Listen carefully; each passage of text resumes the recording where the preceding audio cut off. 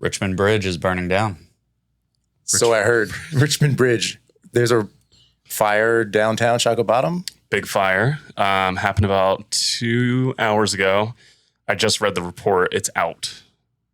It looks like it was the Daily Menu restaurant, which is a soul food restaurant downtown. So hopefully they can see what the damages are. But the videos looked pretty brutal. Yeah. Oh, yeah. Does it say what happened? No, not yet. There's really no reports about the entire thing other than the fire started, I think, at 1 p.m. today and was put out about 20 minutes ago of this recording. So. Yeah, that's not good. The videos looked pretty horrendous. Where'd you see it? WTVR. Oh. And I think Richmond Times, I think pretty much every local station has kind of picked it up at this point. Yeah, the video that I saw was like an angle from like Channel 6 that was from like the Main Street Market or like the old farmers market. I'm not even sure what it's called now, but looking over the top of Addis, the Ethiopian restaurant, so you can see the back of like the daily menu. That's the video I saw. Yeah, it looked almost like it was that spot and then whatever was next to it. It's like kind of, because they're like sandwiched together. So maybe there's like the fires spreading on either side. Shockoe Bottom can't catch a break. I know. I seriously, man, like and that's the street that needs the most help. Like that area between like 17th and 18th on Main Street. Lying. It's like, bro, they needed a facelift, but they didn't need to like burn a building down to do that. Yeah. That sucks. Yeah, so that's starting out the day in Richmond, I guess, is a big building engulfed in flames. They said, though, that it didn't spread to any buildings, so I think it's pretty contained. And yeah. That's a bummer, man. I used to go down there all the time when I was a kid. I'd go to like Alley Cats and like all that stuff when I was like 13, 14, all the way through 20 years old. Dude, I played Alley Cats and Kingdom. Nice. And I'm right there with you. Canal and all that stuff. That was like the hub. Yeah. Well, I feel like the farmers market, that whole area, like maybe it's just nostalgia, but I feel like it was a cool place.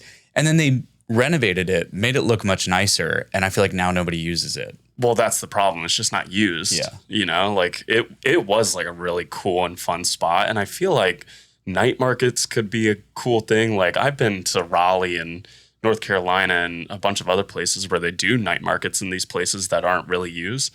It's just such a good idea, but Richmond just doesn't know how to. I've been to a market over there and I almost feel like it was in the evening. And there's vendors, but there's no people. Like there's nobody there to enjoy the market, you know, and people just don't show up. And I do feel like Shockoe Bottom just has this bad rap. There's not all that much going on.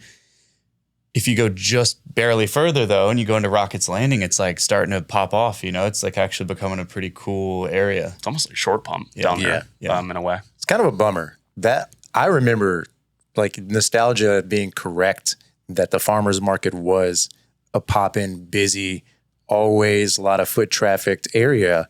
And, you know, I'm from Richmond. So like when I was a kid, I would be down there with my family. We'd go and get some fresh produce. We'd stop by a couple of the restaurants. You know, the trail, I'm not sure what the Capitol Trail, the Capitol Trail wasn't there, but you could walk like through the flood wall area. Canal. The canal was there. So like it was a pretty foot trafficked or heavy foot trafficked area. And then when they did the renovation, it was like beautiful, like it's clean. Everything is newly paved. There's all these cool, you know, like bike rack fixtures. And then every time I see someone do an event there, there's like 30 people. Like the space can easily hold like 400 something people comfortably for any size event. But I don't know whether this just has to do with like the stigma and no one wants to go down to the bottom, or that the events just aren't attracting the right type of folks.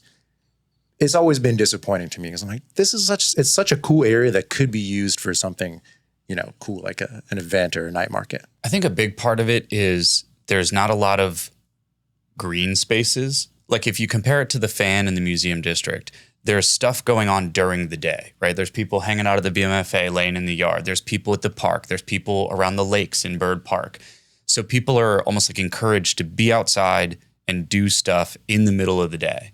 Whereas if you go down to like the Capital District and you go downtown, most people are just working, right? Like there are restaurants, there is stuff happening, and there's parks at the top of the hill.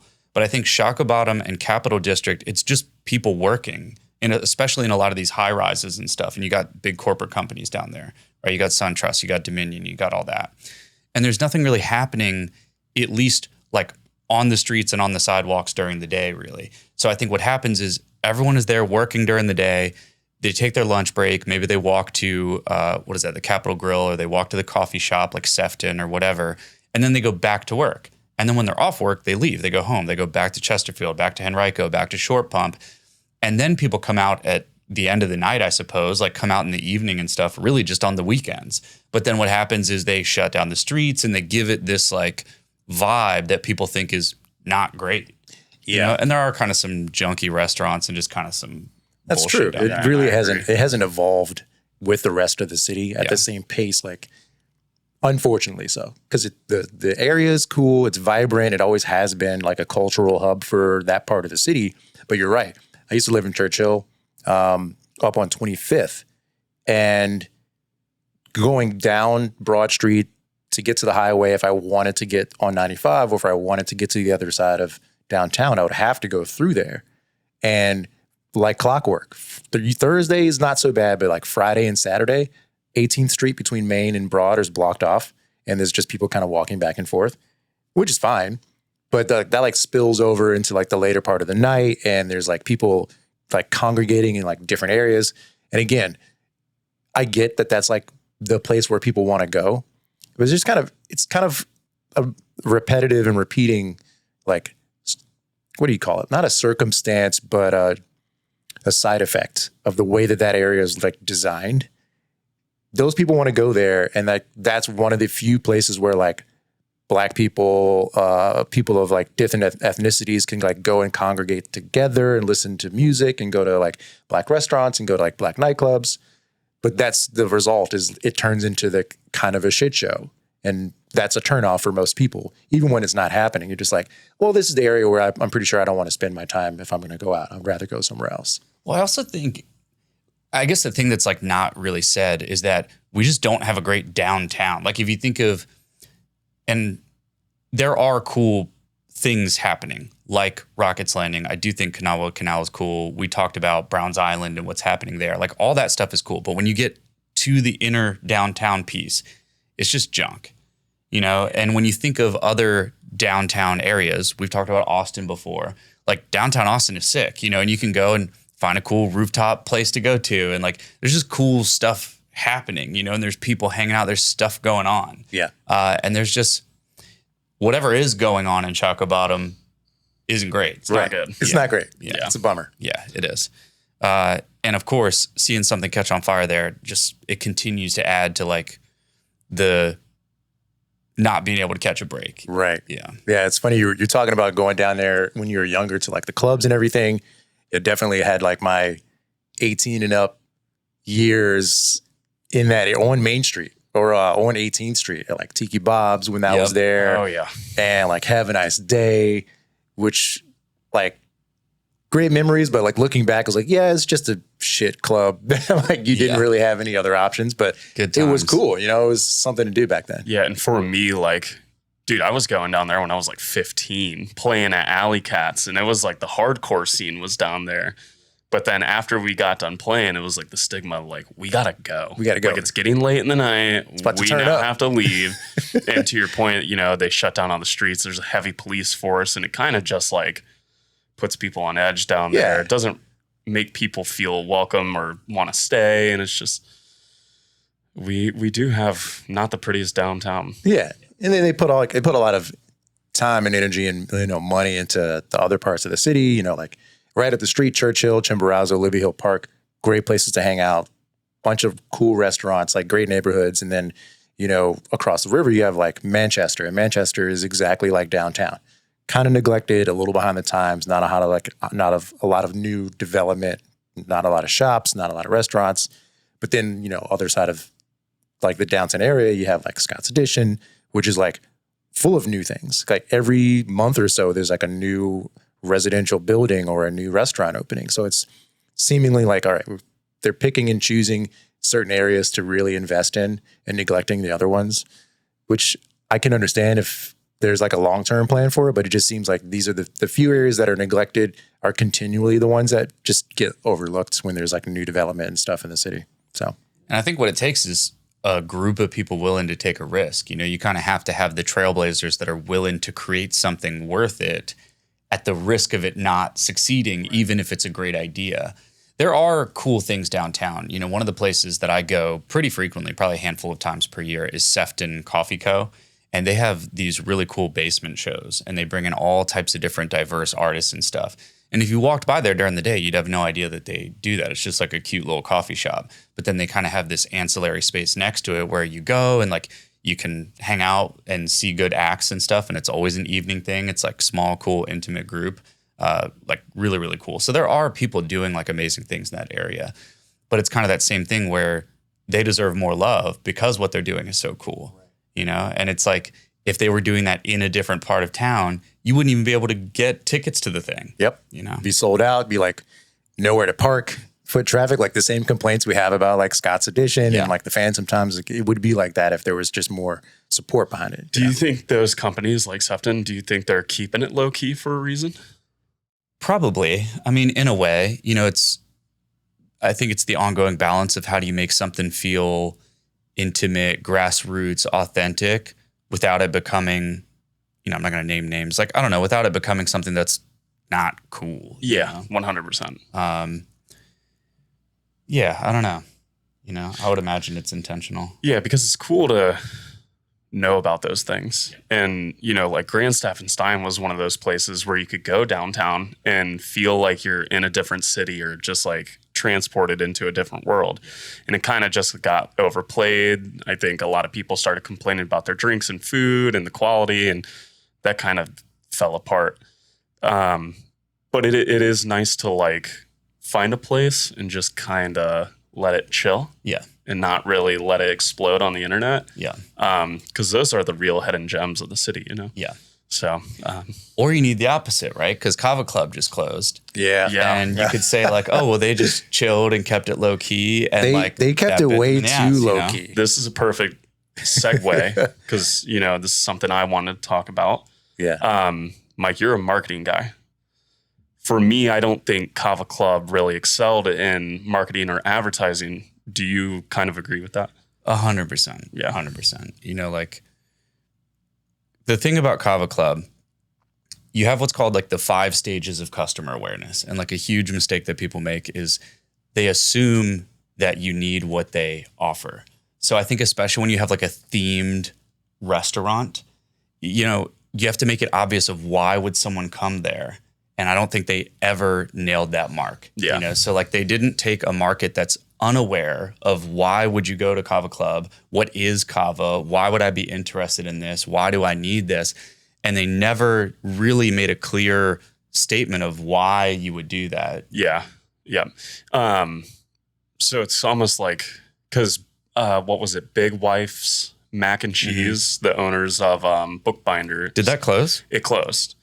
And I understand why. You can only do but so much with mac and cheese. I'm not trying to get a hot bowl of mac and cheese when it's 99 degrees outside. Was that the place on Boulevard? Yes. Yeah. Okay. Yeah, they were open for maybe a year. I thought that was a little strange. Like, you want to get to go cup of mac and cheese? I don't know, man. Well, I think they were mostly a food truck originally, right? They were. And I think they're still going to operate under that food truck.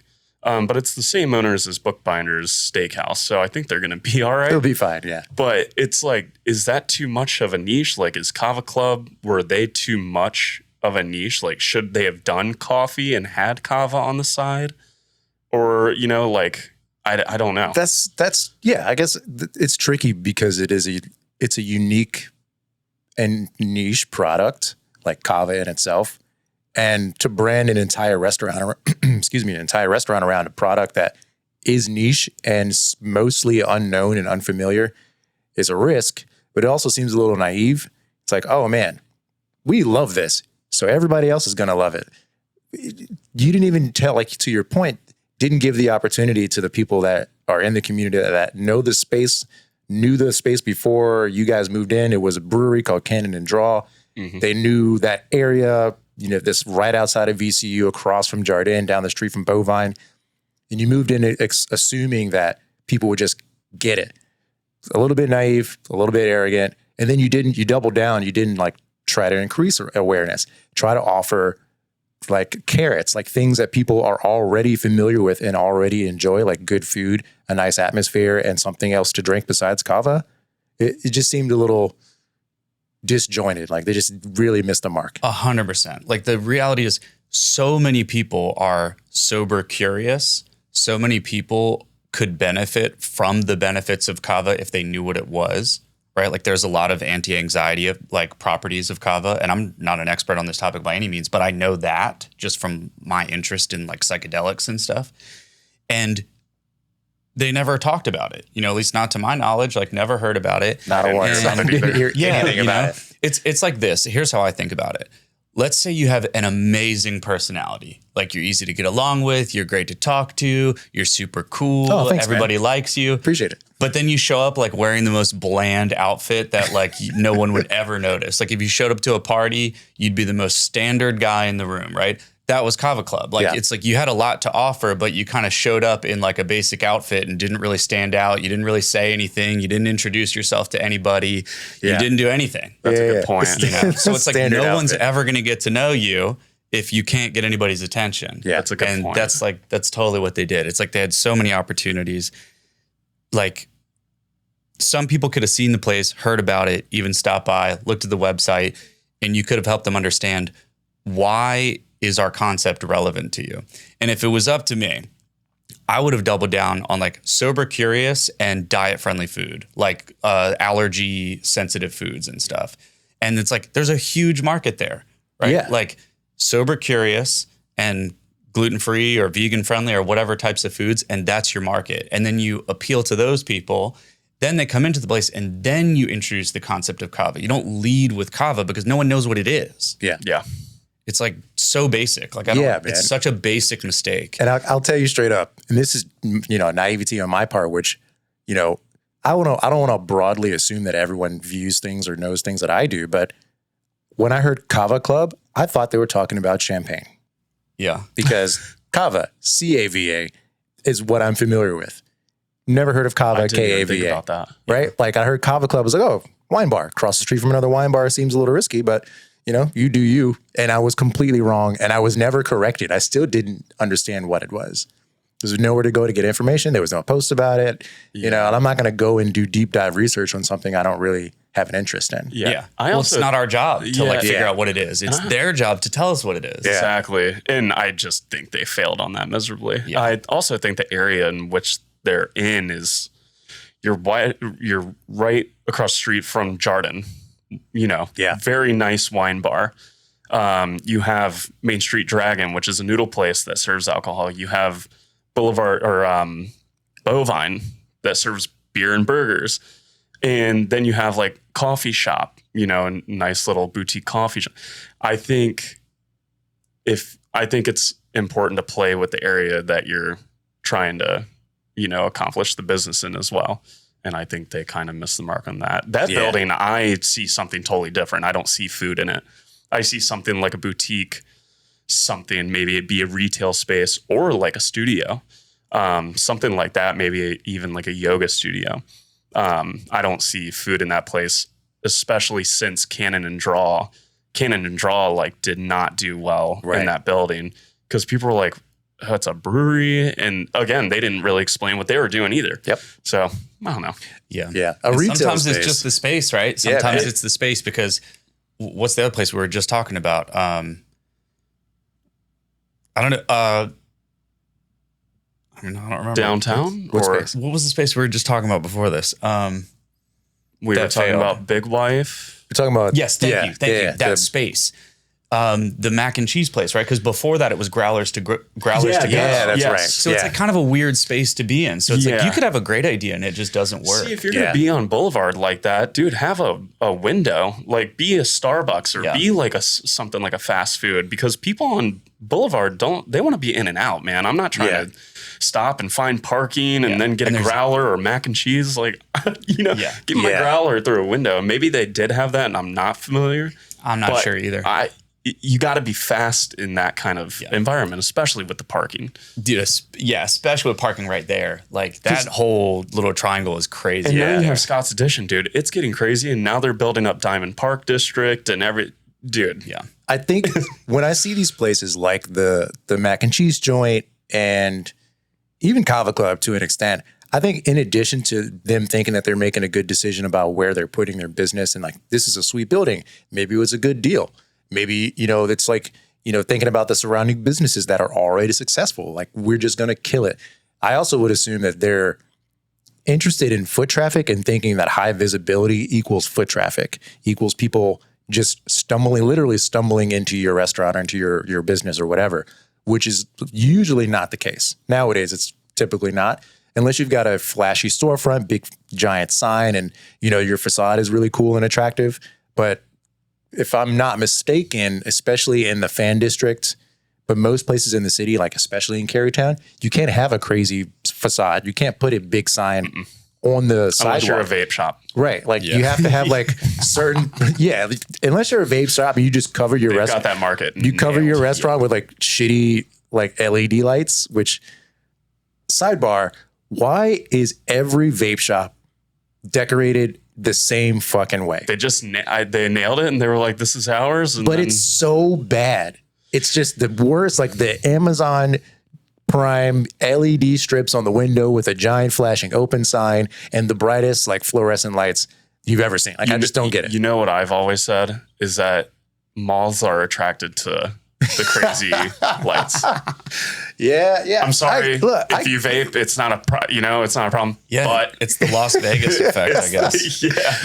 I mean, I've been into my fair share of vape shops, and sure, they have everything you need, and it's no frills. You just counter, guy with a register, and like this stuff is on the shelf, kind of like a bodega for vapes. Yeah, and I guess maybe that's it. Like just low barrier, no frills. I'm not one to vape or anything, but if I'm going to go into a vape shop, I want to be blinded by bongs and bling. So, I've never since we're still on the topic of places closing, there is one that I just want to touch on really quick, and that's Brenner Pass. Oh yeah, huge restaurant in the industry, very well known, lovely experiences. That's a bummer. Yeah, Brenner's awesome. Yeah. So I did reach out to Brittany Anderson, the owner. She also owns Metzger, Pink Room, Black Lodge, and she did not give me any details. She said we were allowed to talk about it. Cool.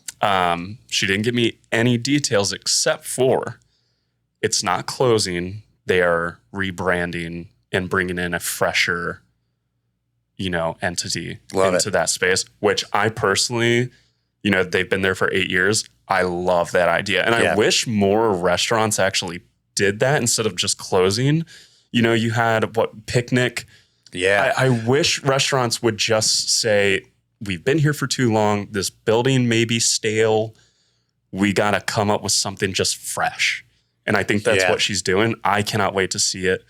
But yeah. No, I love that. I'm very excited personally because Brenner Pass is amazing. Brittany Anderson is such an incredible person, incredible chef, and I'm stoked for her and what they're about to do. When I worked in Scott's Addition, I remember right before COVID, I had gone there maybe once or twice, and I was like, this place is sweet, and it was kind of like the after work spot where you would go there and it was slam packed. It was kind of like standing room, like everybody's hanging out talking. And it was one of those places that you didn't really feel like you were in Richmond. You did kind of feel like you were in DC or something like after 100%. Work. And I was like, oh, this is really cool. And then COVID hit and the whole thing changed. Yep. And I think a lot of, I don't know the details with them, but I think a lot of businesses didn't really recover the way that they would have hoped after COVID. And of course, after COVID, you get all these new brands, new companies, new businesses, new concepts in, and the ones that were, that did it first never really caught back up with everybody. So I think rebranding is a really good idea. I completely agree. And she's been doing, the Apero Hour, which is their fantastic happy hour, was popping off. And then she started a new concept there called Seashell, which she was, I think it's Seashell or She-Shell, one or the other, where she was doing, fresh seafood, like out on the patio, oysters, whatever. Yeah, I think I saw a post about that. Yeah, and I think those things, man, I think it's the perfect time for things to be popping off, you feel like maybe your business is a little stale. I think that it's the perfect time to kind of like shut down, revamp, reopen with a new attitude, a new brand, and just like go for it. She's got the touch, man. Like she does. All of her restaurants just kill it. And, you know, that's to say a lot to do with like her and her approach to the business. You know, she's an incredible chef. She's a great businesswoman. You know, we've seen a lot of incredible chefs come through Richmond and do their version of what she's doing and try and open, you know, a flagship restaurant and then some satellite businesses. Some of them do well and have done well. Some of them not so much. But I've seen the way that she's done things kind of in succession with like Brenner Pass, Black Lodge, Metzger, the Pink Room, you know, and they're all very different, but they're all still her taste in food and style and like the atmosphere and everything that goes into it, which is, it's impressive. It's awesome. Yeah. And I mean, we've hung out with her and she's just a dope person. Yeah. She's cool. She's laid back. You know, she's on TV shows and she just doesn't really let any of that stuff. I think she's won like every chef competition she's been on TV for, which is pretty like insane. That's awesome. That's pretty wild. Yeah. So here's what it says. We will be closing our doors for a little while in September as we reimagine what's next. A fresh concept is coming, inspired by everything we've learned from you and where we feel like our heart is at culinarily these days. We can't wait to welcome you back with something new, something exciting, and something that feels like home. Our last service will be August 30th, so please come and join us for one last taste of fondue, tartiflette, that's my best shot at that word, or to share a drink at our bar over the next 2 months. Black Lodge will live on and will continue to be your favorite happy hour and late night hot dog spot in Scott's Edition. Very cool. Yeah, it'll be cool to see what they do. Yep. Very excited. Nice. Well, yeah, you know, I think just on the topic of, you know, like rebranding in general, it's usually a good move, but I would assume, you know, I'm not a restaurateur, you know, don't really have a, you know, behind the scenes look at a lot of the business goings on. But I would assume that it's harder than it seems to shut down, knowing that this version of your business isn't going the way you want it. You know, maybe you're falling behind on some financials, or you're just seeing a decline in the quality overall. And you just, you know, maybe it's time to kind of retire that and move on to something else entirely, instead of just fully revamping that space and, you know, redoing a menu and hiring new staff and, you know, doing any sort of renovations you want to do. I feel like maybe it's harder than it seems, which is why you don't see it that often. Yeah. Yeah. And the one thing she said to me is the gist is we've been open for 8 years and it's time for something new. Yeah. And dude, I totally get that personally. I freaking can't go a year without thinking I need to change my hairstyle or piercing my nose. Yeah, or the ADD is kicking in. I'm like, man, something needs to be refreshed. So I understand it. Some things just get stale. Maybe they were absolutely crushing it. She still thought maybe something needed to change, or maybe they were falling behind and something actually needed to change. But I mean, regardless, I think they're going to be successful. Hopefully. Yeah. Restaurants are tough. Like restaurants, one of the hardest businesses to bet. be in. You know, like I'm looking it up now. 17% of restaurants close within their very first year. That is absurd. Yeah. I mean, but look at Kava Club, perfect example. Yeah. You know? And the thing is, you know, they had a rough start. At the end of the day, it's all a bummer. You know, it's a bummer. Yeah. But the thing is, everything that closes opens up an opportunity for something new. And that space is pretty cool. And I think, you know, we've talked a lot about like third spaces and stuff, you know, whether that becomes a lounge or a pool hall or whatever it becomes, you know, it is a cool space. It's already decked out and ready to go. Someone will snag it up and do something cool with it. Yeah. I would personally love more retail spaces for guys' apparel. Just putting that out there. There aren't very many that are not just kind of like your run-of-the-mill t-shirt and shorts. You know, you've got, I'm going to say it wrong, Hom Shop. I'm saying that wrong. Is it Hom or Home? Homme. Is it the SHOPPE? Home Shop? Home Shop? Is that how you say it? Okay. I don't even know. RESPECT. Sure. They're a good example of like a great men's apparel store. Really cool gear, really cool accessories, kind of really like mid to high tier quality and like price point. I would love to see more of that. And like local business owners are great. I'm not opposed to like having a chain or a small franchise coming in and filling some of those spaces. You know, Richmond is becoming known and has been becoming known as a restaurant and food hub of the East Coast, because rightfully so, there are tons of great restaurateurs here and tons of great chefs, and we're known for hospitality and good quality food and service and all that, which is fantastic. I just want to round out that circle a little bit. I also don't want to have to go to places like DC or New York to get good clothes. You know, like it's a nice spread, I want to say, of like women centric or female eccentric apparel shops. I would just like a little bit more for the guys. You know what I mean? Just a couple. Yeah, for sure. Yeah. I definitely agree. Definitely agree. I don't want to have to buy my clothes online and have it like delivered every time I want to get a shirt. And it's made in the crappiest way imaginable. And I'd rather support the local guy. Yeah, absolutely. 100%. Definitely agree. It'll be cool to see what opens up in some of these spaces for sure. And a lot of we did have them before the pandemic. Utmost was here. They were more of like a skate brand, but they still did pretty awesome apparel. What was the place here around the corner in that corner building? That black building over here on Cary. Need Supply. Need Supply. Yeah. Like that was another. That was a perfect example. The number one complaint I heard from men, and I think this is true for men too. We don't really like. A lot of men just don't want to pay $130 for like a pair of a sweatshirt or anything like that. And that was the number one complaint I heard about Need Supply. I never shopped there, but my friends told me like, dude, it's not worth it. Yeah. It probably is worth it. Yeah. But not to you.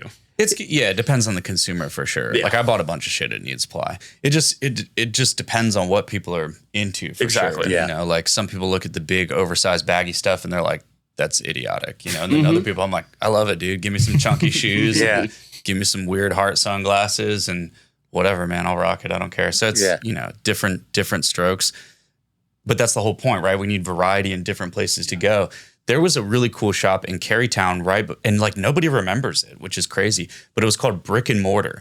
And it's confusing because now there's another place there called Brick and Mortar, which is something totally different. Yeah. Okay. I think I know what you're talking about. Dude, it was sweet. It was a really cool like little boutique shop with clothes for both women and men. It had cool little candles and all kinds of stuff. And then it had an espresso bar in the back of it. It was sweet. It's it's like exactly what you're talking about. Dude, that's what I see Kava Club being. Yeah. Like take a non-in, for example, like kind of mid to high tier apparel shop with like accessories, cool vibe, great employees, great service. Expand it, make it bigger, add in some guys' clothes and some shoes, throw in a little like cafe, keep the pool table that's at Kava Club. That's a place I would like to go to. Heck yeah, dude. Yeah, a little record corner. Just like you throw in a couple records here and there. It'd be awesome. Maybe we just open this ourselves. You beat me to it, dude. Maybe we just do that. Yeah. I mean, we got the idea already. Yeah. We're trademarking that. Keep that. Just pinpoint that. I love it. So I had something on my list of stuff to talk about. Hit us. You know, we talk about like AI from time to time, and you know how we can use it and how it's being used, and kind of the pitfalls that are kind of coming down the pipe for industries. Like, is it going to replace jobs? Is it going to make things easier? Is it going to be detrimental to you like learning things? We talk about all that kind of stuff. And I came across this a few weeks ago because, you know, I'm a DJ and I'm interested in music and I follow music media. So you guys know who Timbaland is, like the music producer. Oh, yeah. So Timbaland's kind of been on the forefront of like using Suno, I think. Suno, the like OpenAI is like a music creation platform. And I've seen some like clips of him online talking about how he's using it to like make beats. And the first clip I saw was like him just like vibing out after he like cranked out a beat in 5 minutes. I was like, Timbaland? The last person I would expect to be using AI to make beats is the like world's most famous beat maker. Just kind of was trippy. But like that was last year. And since then, a lot has developed. He has created a record label called Stage Zero that is featuring AI artists that he's creating and designing from scratch.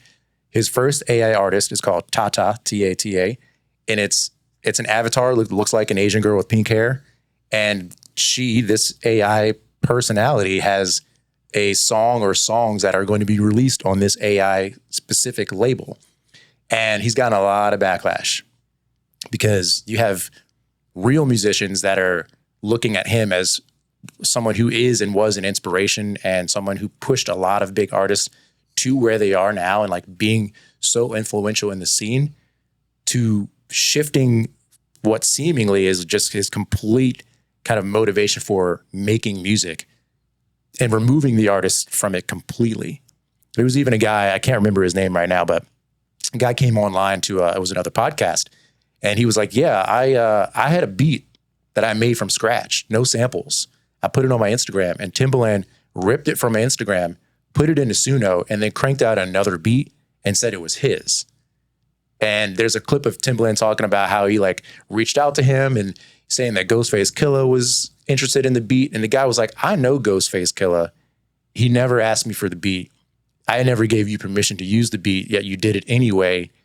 And it's just disappointing because he's this big figure, and you know, people look up to him as the guy that they want him to kind of lead the charge against the like removal of artists. And it's a hot topic. Yeah. It's a hard one for me because I'm an artist. You know, I've been an artist for a long time. And to the point of like AI music, my questions are like, would they be up for a Grammy? Like, are they allowed to, and who accepts that? And like, who gets royalties where, and you know, this and that. For me, it's really muddy. Because like, are they even allowed to get nominated for that kind of stuff? What's the boundaries of creating a label? And I don't know. There's a lot of uncertainty around creating new industries that are AI specific. This one is very tricky because it does involve real people and creativity. And in the beginning, when AI was like becoming big, images being created by AI programs was a big issue because how do you deal with copyright? Yeah. If somebody creates an image or using AI, is that image removed from any copyright infringement because it's completely original generation? But we all know that AI generates things based off input from other people. So in the example of Suno, it doesn't make brand new from scratch music. It makes music from other people's music. So you have to input other music that has been created by artists to get it to do that. So there's like the gray area is not as gray as it kind of seems. Yeah, it's a hard one for me. Yeah. Well, and the tough thing with AI, and maybe people don't, all of AI is based on like human ingenuity in their work, their studies, their research paper, their written language, their everything, their recordings. All of AI is based on what humans have created. So it brings all of it into question. And it sounds to me, so the name of the artist I think is K Fresh. I just looked it up, and I think that's the one where Timbaland used his beat. And I think, sounds to me, I don't know a lot about Timbaland. I love rap music, but I don't like a lot of the old stuff I'm not even like familiar with. But it sounds to me like he's chosen to fall on the sword, right? He probably sees the massive opportunity in AI, and it's worth it to him, right? It's worth it to him. He says, okay, well, if I'm the first, I'm the first. Right. And he knows with a younger generation coming up, they don't care, man, because they didn't learn any of that. They don't feel that way potentially, you know? And if they know, oh, I can pop into this platform, I can choose beats, I can generate AI beats, make, you know, whatever, however it's going to work. Timbaland probably sees the opportunity in that, and he feels that falling on the sword is worth it to turn on, you know, whatever his history is and all the, you know, people that he could have helped along the way. He sees that the opportunity is bigger, right? So if you have a choice of, oh, well, let me help these upcoming producers and beat makers, or I could build the biggest AI platform and go against it. And that's the, you know, especially if if his heyday is over, he's wondering what his next big thing is. I mean, AI is the gold rush, right? And just like the regular gold rush, there's the people that's going to mine the gold, and then there's the people that's selling them shovels. You know, so if he knows that people want to make a career in music and he's the one selling them the shovel to do it through AI generated music or something, I would imagine that's his mindset about it. But there's a lot of, I mean, it's going to be an ongoing war of AI, of figuring out exactly what you mentioned, right? Like who regulates this? Who's it up to? What are the laws? What's all this stuff? Like even on social media, the question becomes, well, I don't want to see AI content. So why is that fed to me? Right? Like I should be able to opt out of like getting some AI generated video on Instagram. And how do we even know that this is real? What is this? You know, so it's going to like it's going to destroy, or it's going to create a lot of turmoil in a lot of different industries. And wasn't Instagram implementing a tag when AI was used in a video or a photo? It actually tagged it as AI generated. And I think they got rid of that pretty quickly. I was gonna say, I've definitely I've heard of that. Yeah. And it's definitely a conversation. I've never personally seen it. Yeah. But I would imagine all these platforms have to figure that out at some point. They have. I mean, yeah, it's so lawless. And I mean, you're seeing celebrities starting to go after all these things, and rightfully so. I wouldn't want my video, completely mashed into something I've never said in my life. And same for music. If I'm producing a song, I don't want it AI generated, because music is one of those things where collaboration is a huge majority of what's going on, and remixes and flips and things like that. If you add AI, is it considered a flip if you just take it and put it into AI and have it do its thing? And it's murky. It reminds me of when I was coming up as a DJ. I came up in like the CDJ era, which is right after people were just using records, and the CDJs were using actual physical CDs. So you had to like custom make your mix CD, and you had to have a whole book full of CDs. You put each CD in, it could only hold 10 or 12 songs. You pull it out, so on and so forth. It was more advanced than using just a crate full of records. The people who were using records looked down on people who were using CDJs because they're like, that's cheating.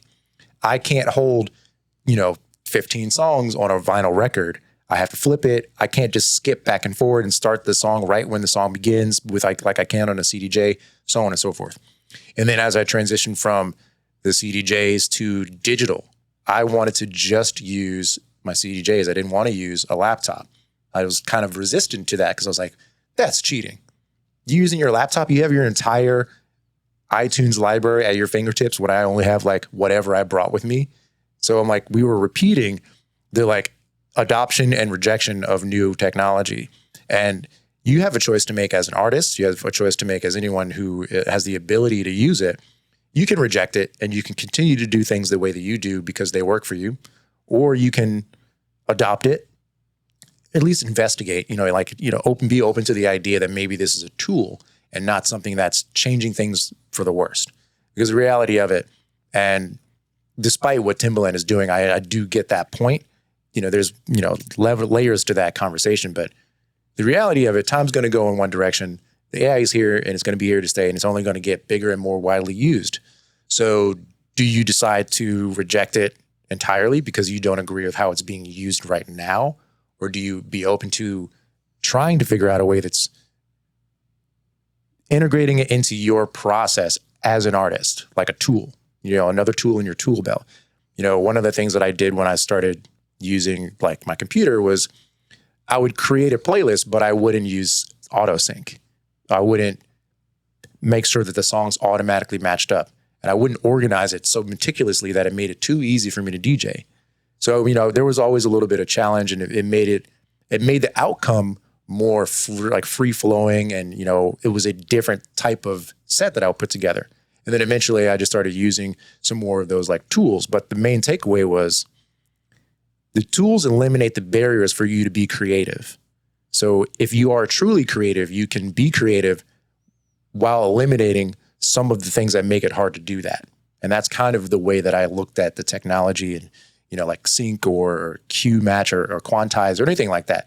If those are things that I don't have to think about technically, then I can get freaky with it. I can do all kinds of crazy stuff because it just takes the barrier of being creative out of the way.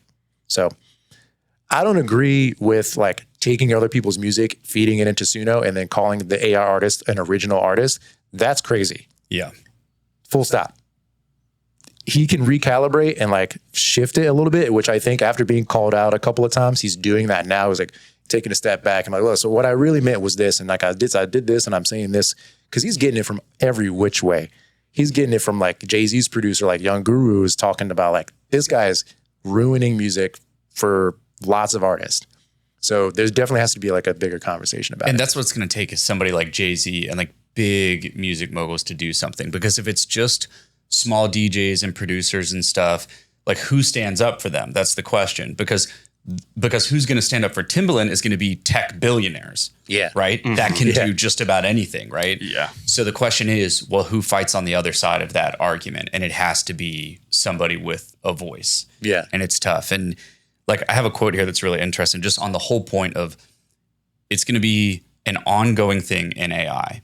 And shout out to Sarah in Wonder Tech. She shared this quote with me, and it's from Andrej Karpathy, which is like, he's one of the top AI researchers like in the whole world. And he says, LLMs are people's spirits. They are simply random simulations of actual people. So it's like on the psyche of AI, right? So LLMs are ChatGPT, Claude, Grok, Perplexity. It's all the AI models, right? And including whatever Timbaland's building.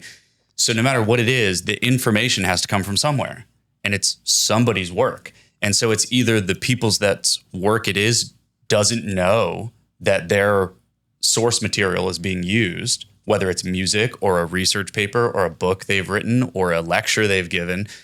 That's what's being used to like create the answers that we're getting through AI. But of course, when you start touching on creative endeavors and art and music and visual, video, photo, paintings, all that type of stuff, it's going to cause a lot of outrage. Whereas if it's, some scientists in a lab, they may not even know that their work is being used because their work isn't really part of like pop culture. Right. Yeah. That makes sense. Yeah. It's hard for me to think about because, AI image generation is here and it's being used all the time. Video generation from photos is being used. One, I think it hurts the market because I see it all the time. I do real estate photos and video, and I see everyone on these forums that I'm a part of every day say, what are you guys charging for AI video from photos? And people say a number that's half what I would charge as a videographer. And so you're just like crushing the market. You're bringing the value so low that, we're all going to be fighting for pennies at some point. But two, it's just like you're ruining the integrity of the actual art. Because what do you see on all these videos and Instagram and stuff? I can't tell if this is AI or not. It's like, that's bad. That's real bad, man. For sure. And so it's just hurting the art in that integral part of it. And it's like real artists are creating things and people are questioning it. Is this real or is it not? And I have a strong opinion on it. I hate AI train in that sense. I think AI should be used as a tool on a back end part, And it's happening through every industry, right? Music. Another good example is in automotive, right? Like if you think about Tesla, when it first came out, they were crazy expensive. Fast forward 5 years and they're kind of like the crappiest of the electronic vehicles, right? You could think about the whole argument with the Nürburgring record, right? Because you've got F1 cars that have broken the record, but then you get the MacArthur or whatever, and it's got like a vacuum on the bottom of it. And it just zips around the track. And it's like, okay, that's cool. But so you're saying that beat the record of like what an automobile can do? You're defying physics at that point. It's like, so you're cheating physics. Exactly. So it's like the music thing. It's like, you're cheating. It's like the AI thing. You're cheating. The vacuum on the bottom of the car, you're cheating. Yeah. And it's always going to be that way. It's like the disc jockey thing. It's time moves fast, time waits for no man. Yep. Changing the rules, and the people that the rules currently exclude feel like you're cheating. But when the rules become widely adopted, you aren't really in the race anymore if you don't keep up. You got left behind. It's like, oh man, maybe I should have used that. And that's like my practical, rational brain. I 100% get it. But as an artist, I feel the same way that Ryan feels about photography and videography, about the music thing, and from the artist side. Now, I'm not currently like an artist on a label, but that's one of the biggest kind of controversies in artist relations right now is how is the music being used? How is it being distributed? And at the head of that, Spotify and all the controversy around that. So this is just another version of that happening to and around artists and directly affecting their livelihood and their career paths and all that kind of stuff. 100%. So, and there's no right answer. It's like nobody's got the right answer because we don't know what to do. It's like technology's moving faster than we are. So we'll see what happens. Well, should we wrap it up? I think that was good. Yeah. Yeah, absolutely. Cool. Appreciate you guys watching and listening. Thank you for joining us on another Vera House podcast. Ryan, Mike, Perry, we are out.